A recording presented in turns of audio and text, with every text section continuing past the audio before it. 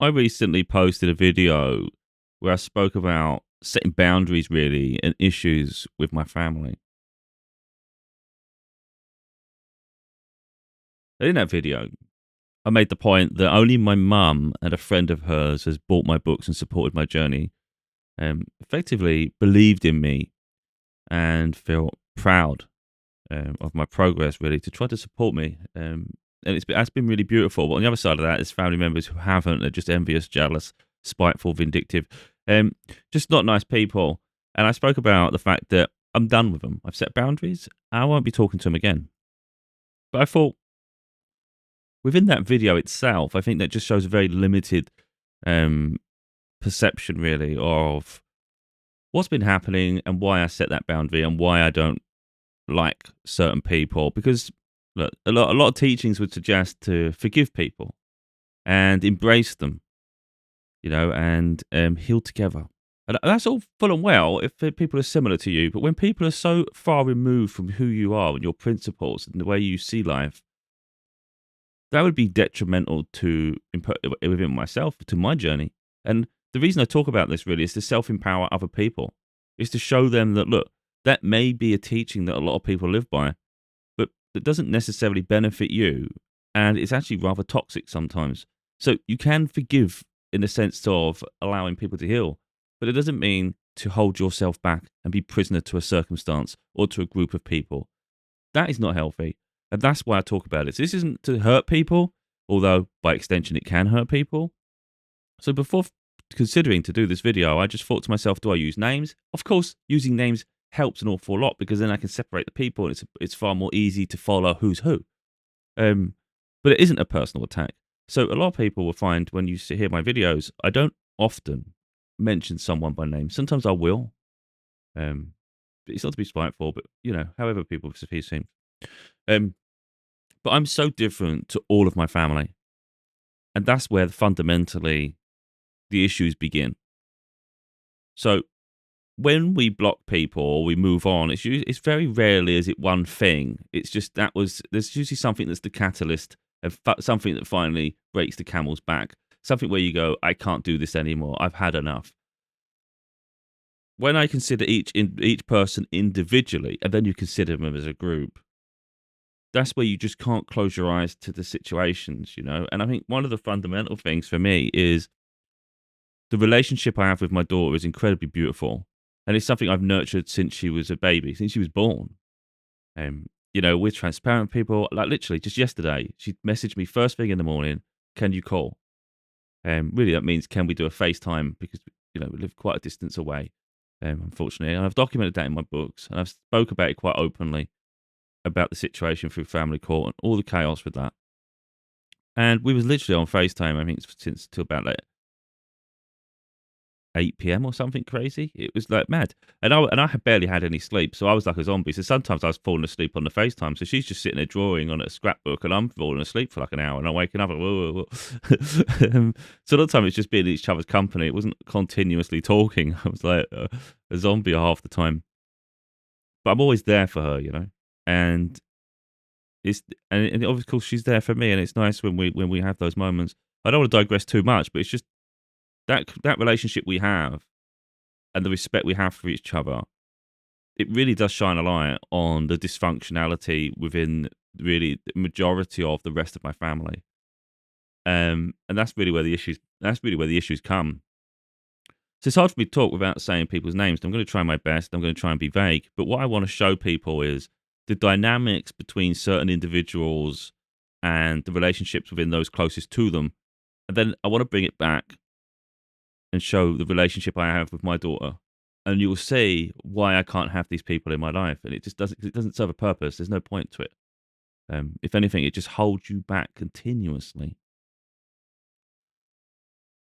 So I've got one sister that's very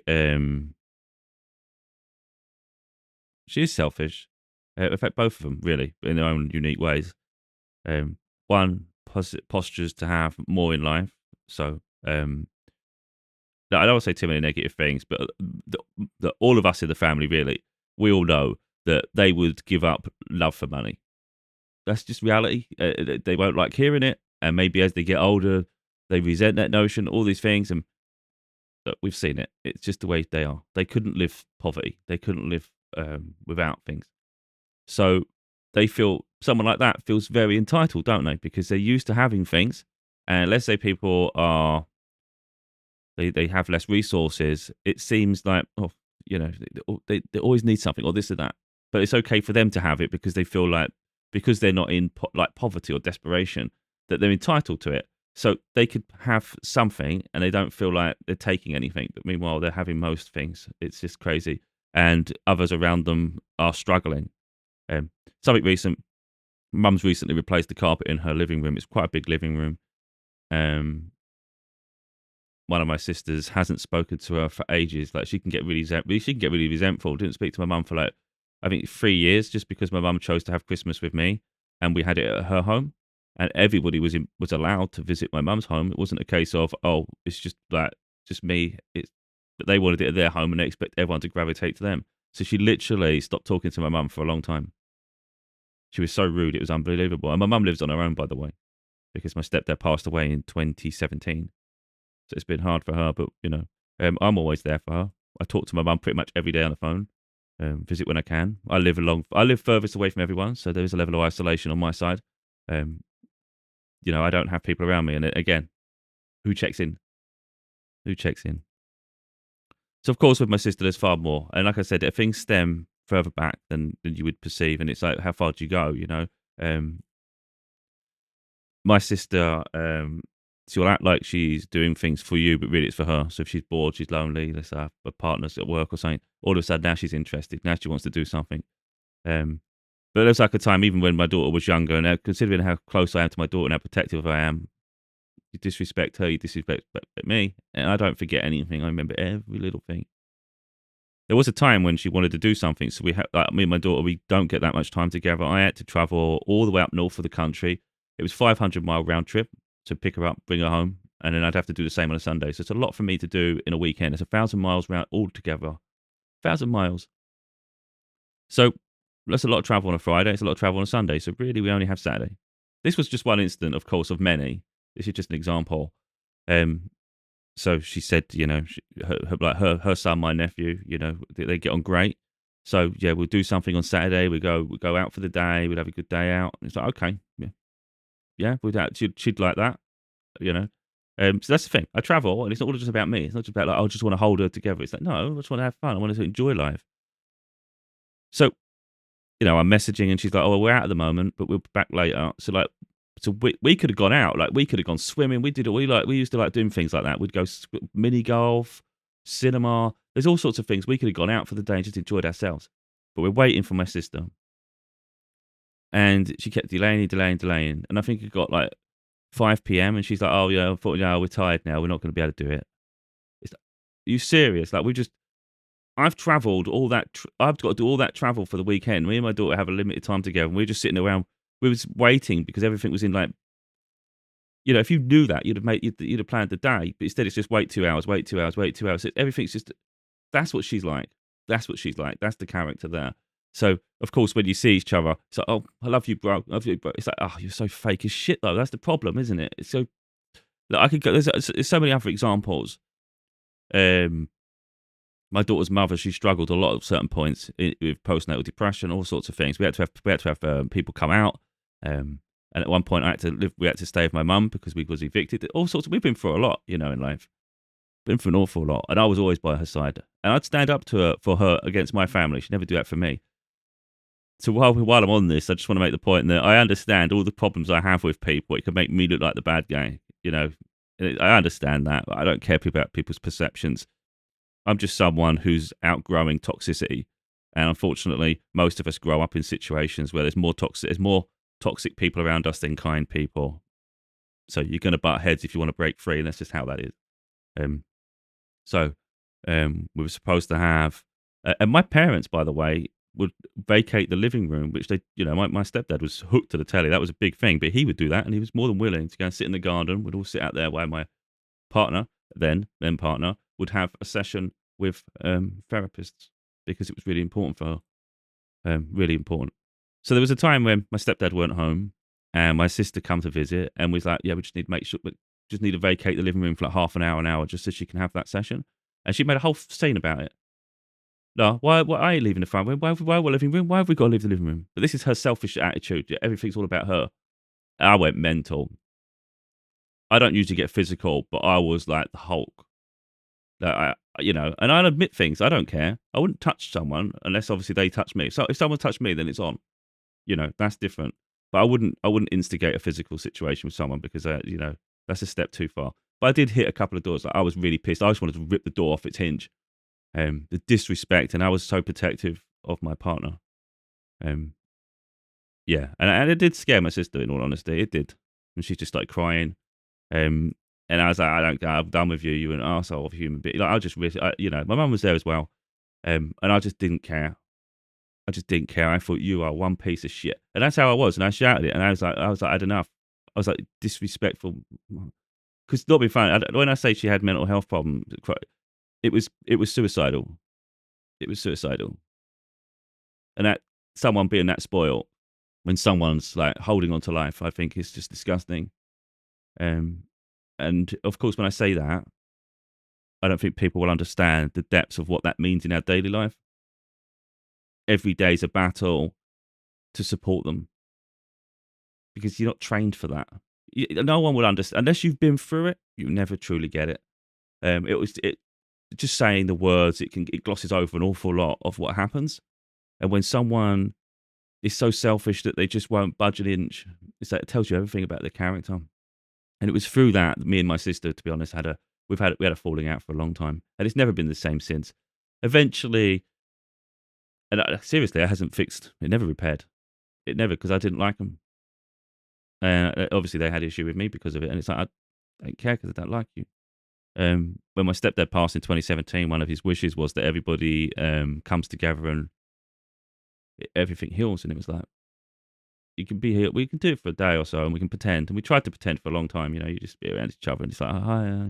But in the back of your mind, I couldn't be around you for too long because I know your character. You're selfish, but that's their personality, And I can go. You can go further with that.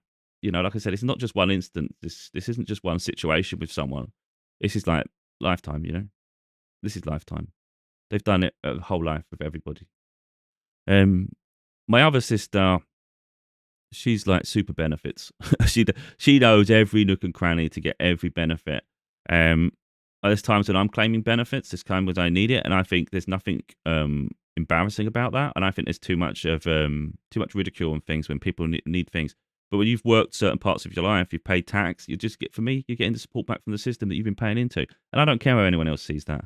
But my sister, she doesn't pay much into the system. She just takes. But she knows every little thing to get it. She knows the mannerisms to do. So if you had to go to a meeting to prove something, they know to sit there and rub their hands and not have eye contact. All these stupid things. It's like, I'm not. So they were trying to tell me, I'm not doing none of this shit. I won't do it. So I don't get half the stuff they get, and my life's harder for it. But I refuse to lie. The system seems to be there where you have to exaggerate shit, and I'm like, I don't exaggerate. So there was times when I was worse than them, and I needed it. I needed the support, and it's like I was getting declined while they got it. Now, time moves forward and they do have problems. So now they're entitled to it. But it's like all that time of faking it. And now you're literally in a situation where you've almost like called it upon yourself. You wished it enough, you got it. And it's like, but I think that just shows the deceptive side. Now, from that, she has an awful lot of children, but they're all adults. Now, on the one hand, you could say it's dysfunctional if you look at each individual and look at their upbringing. But she had children young, like a teenage pregnancy, so you can understand it's hard, and I get it. So it's not judging that side of things. You're going to make mistakes, of course you are.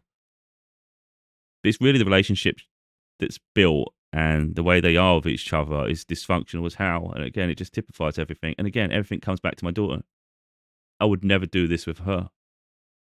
So, for instance, they'll all gossip about each other. That's why I call it like a soap opera. And this is why I say I don't want to live like that, where it's a soap opera drama around me all the time. And this is not my idea of fun. This is not good. So they'll talk behind each other's back all the time. So my sister will talk with her. So all the siblings of like my sister's kids, all adults, they'll gossip to each other, and my sister would be part of that as well. And they'll put each other down. They'll all put each other down. And when they see each other, a lot of the time they'll smile, so it's fake as shit. So you got people who pretend they like each other, but really there's a lack of trust. There's a lack of love. It's just fake. It's all fake, and it's like all the cards could just tumble down at any moment because they're chaotic. Some some of them like some of them are like violent. Most of them are actually physically violent. They've got a temper to them. They've got no emotional balance. They've got no emotional intelligence. So they consider themselves intelligent and smart. So, but when they argue, they shout. So they get elevate and elevate and elevate. So they have no control of themselves. It's like their temper just gets the better of them, and they have to dominate a conversation. Um, as you can see with me, I articulate very well. I don't have to raise my voice to get my point across, and I'm more intelligent than them. They're just some people don't want to see it, and it's like I don't want to seem arrogant, but I am more intelligent. Um, but you know that little back. See, I don't talk behind people's back. If you can see, I talk front and center. I'm not interested in none of that shit. I'll say it to your face. You know, I don't. I haven't got. I had a problem with someone in a family before. It wasn't my side. It was their side because they're like my half sisters, and it was someone that it was one of their half sisters, which is kind of like a weird extension, isn't it? And, you know, and it was a long time ago, and they said apparently you don't like me, and I thought, who told you that? You know, I was trying not to say it to them because I'm not an arsehole. I'd rather not say something if I don't have to. And they pushed it, and I said, yeah, I don't like you. And they said, why? And I said, because you're loud and obnoxious. I don't like, you know, I don't trust you. It took them back. Didn't expect it, but it's like push me, and I'll tell you what I think. You know, and I think that's the thing with people in general. You know, they don't expect my how direct I am. But they don't realize how opinionated I am. They don't realize my intelligence until they're challenged with it. And I watch everything and I see everything. And like I said, when you separate from people or distance or you have a problem, it's a culmination of many things. It's not usually just one. It's just like what broke it. Like I say, all these little situations with my family members, and then I write my books and things. It's like who's truly there to support you on that journey. Like I've suffered financially. I'm not asking for people to sort of like help me through it, but a little bit of kindness wouldn't hurt, and a little bit of an interest in it wouldn't hurt. And I think buying just one of the books, I'm not asking you to buy every single book, buy one of the books, share it with people. That'd be really nice. And so, wouldn't that be nice? I was talking to my daughter about it recently, and she, you know, she totally understood it because I was saying it about her. I said, if one of them had bought a book, wrote a book, I would have promoted it. Um, and we was talking about some of the dynamics in this family, and I said, I would like, for instance, she's like my daughter. I said, we would never do that. I said, and she's like, no, that's weird. And I was like, right. Um, so one of the things that happened in my family, if we, again, I'm not using names.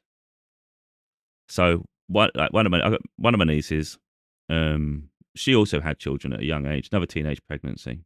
And to be honest, to a point, she's done great. And in the family, everybody praises them. But I always notice some flaws. She is very selfish. It's just because she goes the extra mile in other areas, it's ignored. But I recognise everything. So, for instance, let's say you're buying like McDonald's. She would buy herself like loads of stuff in McDonald's: a burger, chicken dipper, chicken strips, all sorts of stuff. She'd have quite a lot, she's quite a big eater, and the kids would have to share a Happy Meal or something, you know, or they just wouldn't get a lot. And it's like, no, they're all right with that. They're all right with that. They don't even get to choose. And I looked at go, well, that's weird. That's weird. Why, what? And that would continue all the time. So now they're not picky at all. Like, they're just happy to get what they're given, and it's like that's only because that's traumatic what they've been through. That's not normal. Um, and again, one example. One serious issue happened where she disowned her son. I think he was like 12, and she put him into care. And like my sister, her mother, still wanted a relationship with him, so tried to reach out. And my niece said, "This is really what happened. This just shows the dysfunctionality of the whole chaos on that side. A soap opera." She said, if you communicate with him or reach out, then I ain't talking to you ever again. But my sister still did, and they didn't talk. And then my niece was trying to take her to court over it. Like, that's how mental it is about it all. Try to take her to court over it all. It was getting serious. Um, and to this day she won't even talk to him. My sister does. So on that side, you could argue that's nice. But how dysfunctional all that is, it's just crazy. She won't talk. She won't mention his name. She doesn't act like he even exists. And that's really spiteful, isn't it? That's like quite crazy to me. Not saying he was great. He had anger issues, but he was someone growing up in a situation like I was talking. The problem is, it's a very loud household. There's no boundaries. It's one of those sort of places where anyone can just come into the house. Everyone's welcome. And for me, that's if I lived in an environment like that, that'd be chaotic to me. I couldn't handle it. I like my space. I like my independence. Um, I don't like all that. If I was in a household like that, it would drive me nuts. So I can understand someone not liking the environment really, and maybe behaving certain ways, and that becomes a bit of an issue too, doesn't it? There's certain things I'm going to forget and maybe miss out on. There's other people in the family, of course, and I could start picking apart each individual. I don't think there's any point going too far with it. Um, but there's a lot of toxicity. Like one of my nieces, they found someone who adored them long time ago, and they had their own business they were starting, so they had money, and they've just been leeching off them ever since, cheating on them, having children with other people, all sorts of shit. And that person, because they had a child together, still buys them a car and all sorts of stuff. They've literally found their sort of personal bank. It's crazy to treat someone like that. That for me typifies that whole side of the family. Now, there's other individuals on that side of the family I could talk on, but it's not the point. So like in my book, Father's Daughter, I praised my sister, the one with all the kids. I praised her because she supported me going to the court and things. It was only later did I realise that she only did it because she wanted a break from her life, and it was never to be there for me. It was just for her sake, and that's what you've noticed later. She's like, "Oh, I praised you in my book. I'm not going to go and rewrite the book, but okay." It was a time when I needed her, and she was going to the pub, and I really needed her because it was a serious situation. And she goes, "I can't. I've got plans." So, okay. And it's always things like that, and it's like, okay, I got it, I get it. And you see it. Like one time, my brother, I don't want to say too much, but he had a complete breakdown. He was found wandering around. He's got his own issues, and we all had to go out looking for him. We had the police looking for him, and the police found him. He was completely dehydrated. He was hallucinating. He had a bit of a breakdown. It's not for me to talk about that too much. So we're all staying at his flat, and that wasn't long ago, maybe 2 years ago. And my sister's going, I just want to go home. I can't handle it here. All because she didn't have anywhere to sleep. She didn't have her own place to sleep. Like, I'm sleeping on the floor. She's sleeping on the sofa. She's got a sofa. His floor's worse.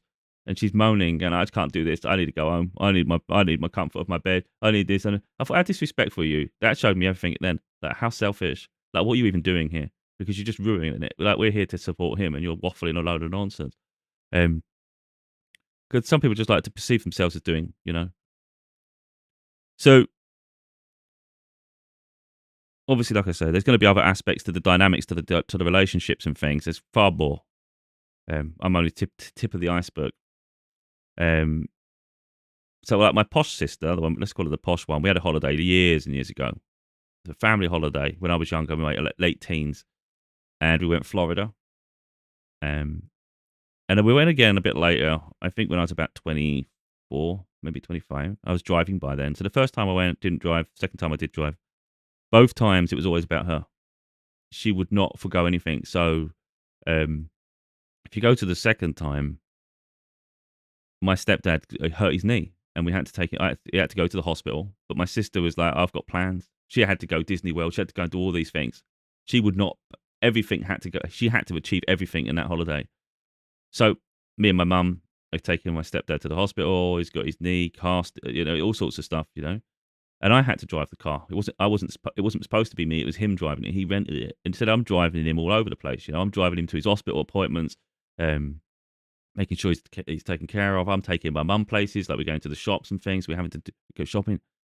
That was our holiday. We still went to the beach. We still did things, but there was also a lot of stopping and having to go to the doctors and the hospitals, the surgeries and things. And my sister just wouldn't back anything at all. So her holiday was completely different to ours. And again, that just shines a light on that. So, like, I decided there and then I would never go on holiday with her ever again. I can't be with someone like that on holiday. Can't spend my time with someone like that. And we all know that. So we all say that we'd never go on holiday with her. Never go on holiday with her. No. So last year I went on holiday, and I was on holiday with my mum, one of my nieces with her kids, and my sister, my benefit sister.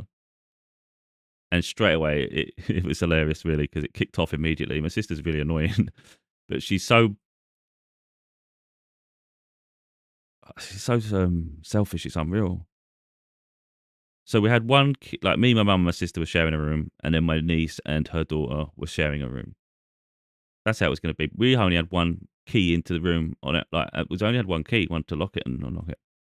So I just made the point, like, how come she gave you the key? Like, I was only making the point, like, how are we going to share this? What are we going to do about it? Um, because like, I'm quite an independent person anyway. I don't want to sit around the pool all the time, so I don't want to be locked out and stuff, you know.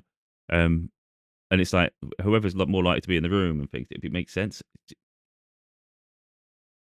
So she's going, well, she gave it to me, and I like pushing people because I like to see what they're really thinking because I could tell just by her mannerisms, body language. I read people like a book, and I could see that she was felt it like she was the leader, and we're here for her, a bit like my other sister. And I was like, okay, I'm getting the warning signs, and I pushed her, and then she said, "This is my holiday." I go, right. So this is your holiday, is it? I said, so like, because it's the way she was behaving. It was like, this is my holiday. But it's all about her this time because we all had a holiday a year before. But we didn't come here. I didn't come all the way on holiday for you just to go. Oh, this is your holiday. With the entitlement. Um, but she's like, cause she gets really angry, and I like to push people. So I was pushing it and pushing it, and she's just getting more and more angry. And she goes, "I don't need this shit." And she's getting really, you know. And I'm just sitting there chill as a cucumber, like I like playing people sometimes. And she goes, "I don't need this shit. I can go at any minute." I said, "You do what you want. You do what you want." And obviously that triggers people because now you put the ego gets in their way, and it's like I knew where it was going to go because they're not going to sit there and just because they're highly strung and they've got a temper. There was no way they was ever just going to sit there and take it because they've already sort of suggested that they could leave. You just like it's like firing a fire powder keg, isn't it? But they smoke and stuff, you know, and it's like they sit on the balcony and then it all comes in the room. It's like I don't smoke. I don't need this. I don't want this shit. And they're very loud. It's like I'd rather you not be here anyway. so, so as she's leaving, and she made a little accusation. She was trying, and then at the door, she was leaving. And this is what I'm saying about people. You get to hear the real side of them, you know. Like this is the real them that they've been hiding for so long. She said, like we all know, Mum's paid for your holiday. I thought, right. How does all know that? Like, my mum paid for a portion of my holiday. So I was working. This is the thing people don't give me credit for. When I'm doing well for myself, it's like no one will ever feel that he's earned that or he's doing well for himself. You know, they always feel there's always like an underlying reason behind it to them. So I found like a water utility company I work for, a very prestigious UK nationwide utility company. I was making a lot of money. I was getting about £30,000 a year. I was doing well for myself. There was overtime. I didn't worry about money. You know, for the first time in my life, I was going through a period where I could just buy what I want every month when I got paid. The bills were paid, and I could treat myself to nice things all the time. I was upgrading my computer and everything. I was doing well for myself, so I was making the monthly payments towards this holiday. Then when I left the job, money was hard, and we had a few payments left. It wasn't like loads of payments left. We just had a few payments left, and that's what my mum helped me with. But they didn't know that. So when she said that, I thought, okay. The assumption was she paid all of the holiday. There was no credit at all for all the work I'd been doing and the money I'd been earning. Meanwhile, my sister's on benefits. So the entitlement, I think, is crazy. So it's like, we all know she paid for it. And it's like, who paid for yours? The state? But she's so entitled that she feels that's her wages. You know, it's crazy. And it's like, this is mad. But she gets plenty. She gets loads. And like, the difference with me, if I say I have no money, I mean I have no money. If I have to have no money, I've got less than £10 in the bank account. That's no money. Their no money is money in reserve. Their level of nothing is a lot higher than mine. They wouldn't say nothing when they have nothing. You know, that's the thing. And they don't offer help at all. And yet they're always getting money continuously, and they don't have to work for it. They don't have to do anything. That's them in a nutshell. So yeah, straight away I was like, okay, now I see you for who you are. And she was lazy as shit on holiday. I don't want to go too deep. We've done this video before, but they were an absolute nightmare on holiday. To be honest, they were just so different to who I am. Their behaviour, they're alcoholics, to be totally honest, and they smoke all the time. And I'm talking to my daughter about certain things because it's educational for her and she gets it as well. I said sometimes I don't have sympathy for people. I know it makes me arrogant, it makes me an asshole, and I get it. But when people the way I see it is, if you abuse your body and you repeatedly do so, you have no respect for the vessel that carries you. So when something happens to you, what you can't expect sympathy because you've abused yourself your whole life. And yet, when you don't follow the same path as other people, you're seen as boring. That you're boring because you don't abuse yourself. How toxic is that? But that's what society is for the whole and for a huge period of our lives in different eras, of course. But I watch people destroying themselves, and then I see the vulnerability in them when something happens. They have a health scare, something serious is coming up, and it's like, but you look what you've done your whole life. It's crazy to me. And that's what they're like. And that's why we're different anyway. Like, we're already different. I've never smoked. I've never took drugs. I'm not an alcoholic. My crux is I like sugar. You give me a cake, you give me chocolate, you give me sodas, I'm happy. So I understand. But I can control that. I can say, like, oh, you know what, I think I'm having too many lately. It's going to cause me an issue. I can I can tone it back. That's an easy thing to handle. The other things are really, really serious. So, and again, I'm not going to go too deep into people's health conditions. But the reality is, people have abused themselves for so long, and by extension, they abuse others around them. So anyway, later on, towards the end, right at the end of the holiday, the coach comes and it's coming late. We're going to be late to it looks like we're going to be late to the airport. We might miss our flight, and the coach driver was panicking because he didn't think he'd have enough space for all the suitcases because there's already a load of people on the coach. And I kid you not, I stand back because I like to again. I like watching people's behaviour. I find that really interesting. That's something I like doing, and people are probably not aware of it. But I observe everything around me. I'm so observant, it's ridiculous. I don't have to stare. I'm just observant of everything. Everything. I know where everyone's positioned, for my own security, safety, of course, as well. But I'm a very observant person.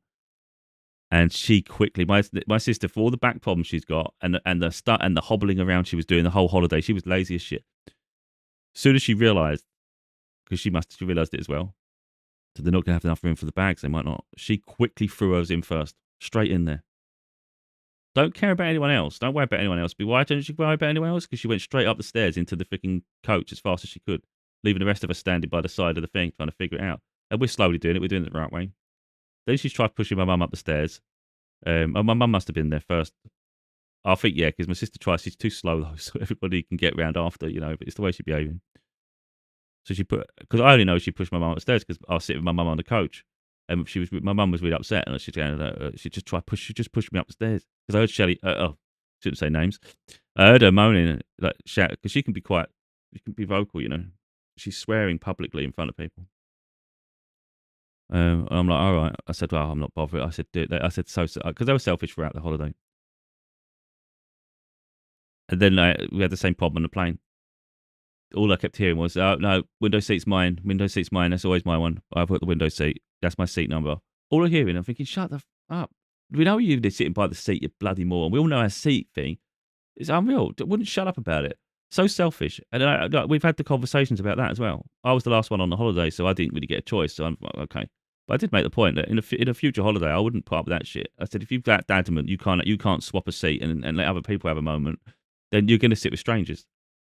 And she's going, oh, I have to sit next to the window. I thought, yeah, but you'll be sitting next to a stranger then, because you can't, some people, they're so freaking, they think they have everything. It's like, no, if you want to be petulant and you want to be it your way and you don't want to accommodate anyone else, you better get used to being alone. So anyway, as it turns out, we get off the plane. Everybody pushes because they all obviously everybody likes to like stampede, don't they? So I'm holding everyone up so my mum can get out and the people opposite me can get out. I'm thinking we'll do it in a orderly fashion. The front gets off first, and we was near the front, so I'm holding everybody else up. My mum got stuck in her chair and she couldn't get out quickly. My sister started pushing, and my mum's like, "Well, look, I'm just." And my sister started swearing out of nowhere. She's panicking. And I thought, first of all, how disrespectful, and second of all, you chose to sit next to the window. You're the furthest away from the way out. Like, that's your own fault. But anyway, I don't want to go digress too much. But again, it just shows the dynamic. And then when we got home, we was all talking about it and things, and she was saying I was lying. But yet my niece was present, her daughter was present, my mum was present, and everything I'd said when it got back to her, my niece said, that's exactly how it happened, though. So my sister was lying the whole time when she got home. She said, none of that happened. I didn't do that. I didn't do that. It's like, all right, but people were there to witness it, though, weren't they? And I said to my mum, I said, right, because we was walking to get the luggage and things. I said to my mum, I said, I'm done now. Like, I'll be polite here, but I'm not bothering them ever again after this. I said, no, they show me too much. Even my mum knew, like, she's like, yeah, like, um, and weirdly enough, then my sister, like, they blanked her for like, so even though my niece agreed to my mum, she then blanked my mum, didn't agree with something. I can't remember. And it just got weird. And I just thought, oh, okay, so you've sided with because obviously it's her mum, I get it. My sister's her mum, but it was still weird. They don't say it to you, you know? And I thought, I'm done because she did something where she posted a video online about the holiday. Like it was about just photos, but I wasn't in any of them. And I thought, oh, okay. Okay. So I blocked her immediately. But I'm done now. And that's when I just started setting all these blocks and things with people because I was like, you're all just absolute cretins. Um, yeah. And then, like I said, there was obviously things have transpired. But the one thing with my sister that I won't forgive, and I'll never forgive and I'll never forget, even after all those things, is when I had this issue with her, she then found a snippet from my book and took it out of context. I don't know exactly what book. She wouldn't buy it. She took a sample. She went through the sample of my book online and then took a screenshot. And then she sent it to my other sister. And I don't know exactly what I said in the book, but I stand by everything. But I'm sure she took it out of context. So she's tried to paint me in a certain light. And I'll stand up for it. I just don't know exactly what bit because no one had decency to tell me. Um, it may very well be a bit where I've said about the fact that, like I said about people. It could be either those, really. But people who are with people for money rather than love. Um, they literally allow, like for instance, I don't want to go too far, but some people allow their partners to work themselves to death, so they're exhausted and they're struggling, they're in debt, and they're constantly having to work hard to provide for their partner. And the partner thinks, oh, they're such a great partner, they're such a great husband. They do everything for the family, and it's like, no, you're disrespectful to them because you're forcing them to have to do that for you. You know, and that's what I'm talking about in the book. It's like people are having to work themselves to death sometimes to support a selfish partner. Maybe she's seen that part. I stand true to that. Um, and it might be the selfish part. You know, I don't know what part. And okay, that was only a certain part of the book. You know, after that, I explained other aspects. But my sister, the benefit sister, we call her, she used that to target me to my sister to turn her against me. Me and my other sister haven't actually spoken about it. It's just that I'm done. They've all done me head in anyway. I don't need to. I'm not even interested in defending myself. Couldn't give a shit. They can all have each other. I'm done anyway. Like I hadn't really seen them properly anyway. Like they're just always weird. They just stopped seeing my mum and things before that, and it's like this is crazy. Now they're starting to spend. And I said this to my mum before. I said when I have a problem with them, I said because they're going to feel vulnerable in the sense their ego's been challenged. If you start losing people, it makes you get scared you're going to lose everyone. Like, you know, it makes you feel weak. So they'll start gravitating to each other, and that's what happened. So they've even started talking to my mum more often, and it's like yeah, predictable much. Um, but yeah, even my sisters, they talk behind each other's back. They don't even actually, they're two different people. They don't really get on, but now they're pretending like they're best friends, and it's like they've been slagging each other off their whole lives, you know. My benefit sister was saying she's too look, my other sister, she thinks she's too posh to spend time with us. And she'd laugh, and all the family on that side would just mock her completely, my sister. And now now to their face, they act like they're best friends. And because I wrote something in a book, I'm the bad guy. But, okay. Um, and then my posh sister would just criticise the fact that my sister does it. Other sister never worked in her life, lazy as shit. Again, now they act like they're best friends. It's like, oh, it's funny how that works. Funny how that works. Um, yeah, so I'm going to share something just briefly now. Dynamic I have with my daughter, and like I said to my daughter, I said I would never talk behind your back. Like I said with the others, with my other sister, she even like amongst her kids, all of them, they all just sort of like talk about each other and they put each other down. It's crazy, like it's really bad. And I said to my daughter, I'd never do that with you.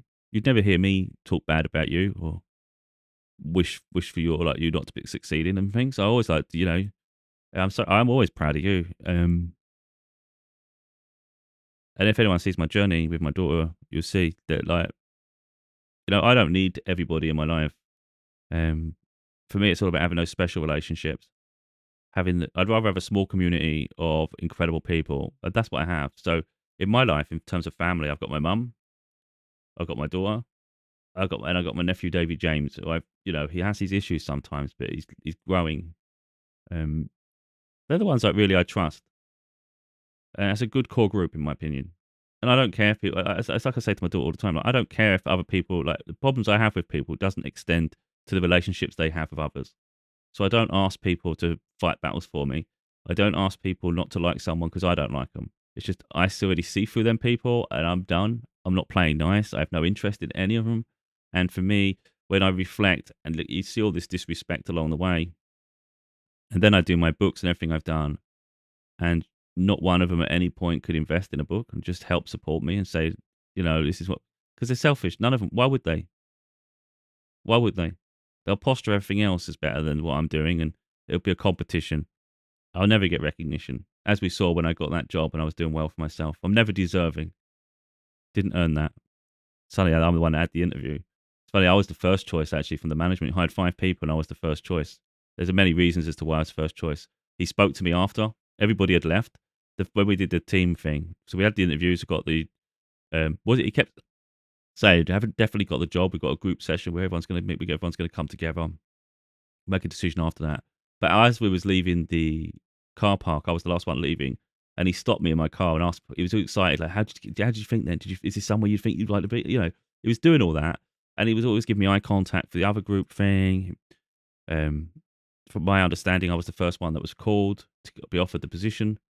Um, and I've got mine's the earliest employee number. So I got the job on my own merits, applying for a job, having an interview, turning up. But yeah, people just like, I never get credit for anything. So yeah, I've got no support with my books either. So that's fun. This isn't about sort of hating on people, because I know that's how it'll come across. And on some side, there is a level of bitterness, of course. You hear the story, why is it not? And there's obviously more nuances to it and further dynamics throughout history. I'm 42. There's a lot that's happened over the years. This is just a snippet, and it's kind of like, they're not my people. They haven't supported me my whole life. And yet, when I see success in my lifetime, I'll never be appreciated for it. I don't need their appreciation, though, so that's interesting. But based on everything that's happened, they will be around me like flies around shit. Um, that's what'll happen. They'll want to rejoice in my success if I've got money. They'd love to spend anything I earn because they won't feel I earned it. You just got given it. Don't need people like that in my life. They can go and do one, go and live their life now in their little hovel. I will focus on my life, focus on my daughter. So I just want to show the relationship I have with my daughter. It's a video I did before, 6 days ago, it says there. And this is where I compare everything to in my life. If I don't have a tight bond with someone like this, um, then I don't need them in my life. And that's what I'm looking for. I'm looking for a very tight community that I build myself. People that invest in each other, support, and there's none of this toxicity. That ends with my side of the family. That ends now, and that's the end of it. So where I say I'm not talking to them, I have no interest at all. They've had 42 years of my life, and they won't get any more of it. And this is me and my daughter, really. My daughter growing up, effectively.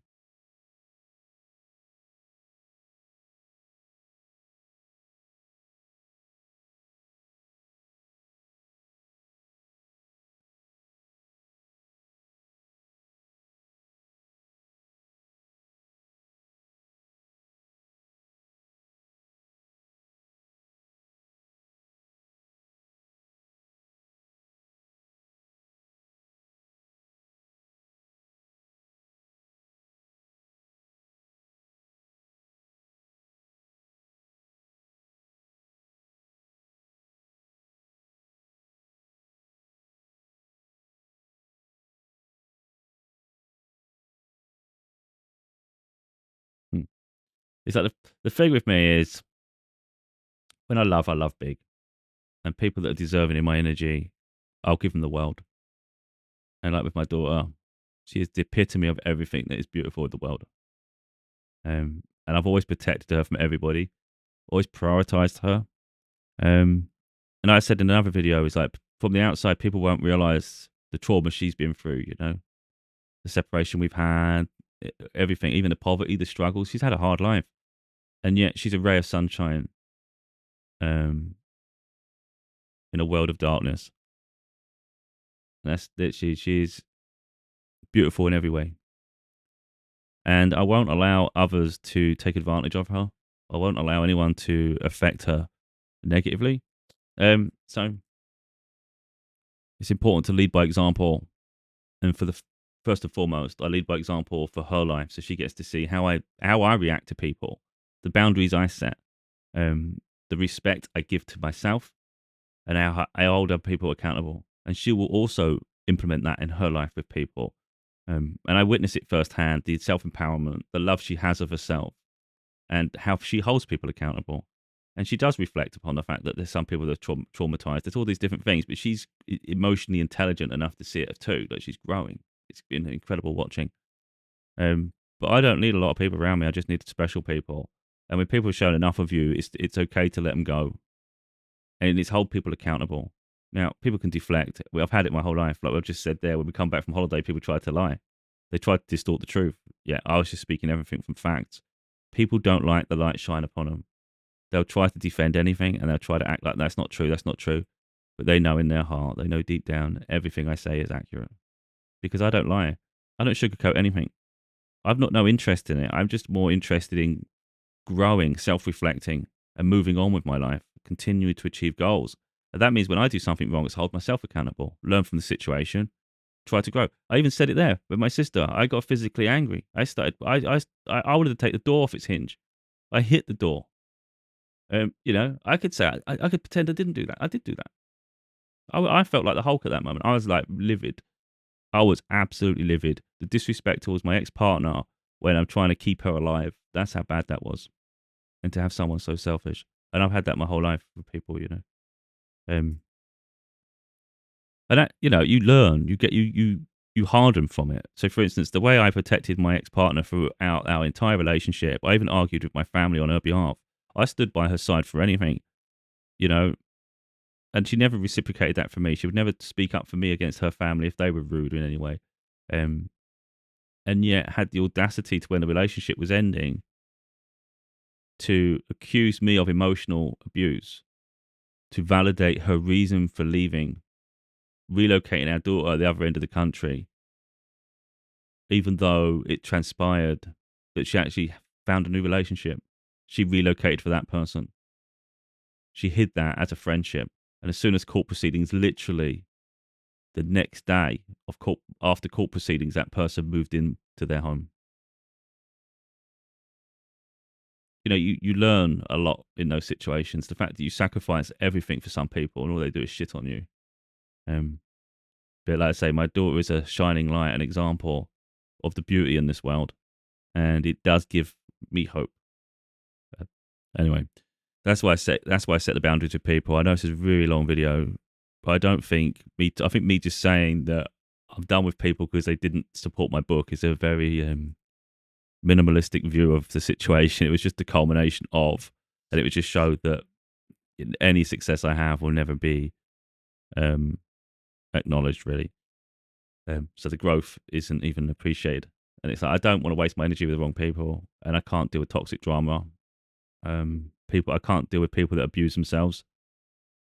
If you've got no respect of yourself, it's no good. And I'm not wasting my life trying to get through to people. So on to the next chapter, new people. People can perceive what they want. Like I said, when you have problems with a lot of people, it makes you look like the bad fish. But when you're trying to escape toxicity, you're going to have to look that way. Otherwise, you're never going to break free.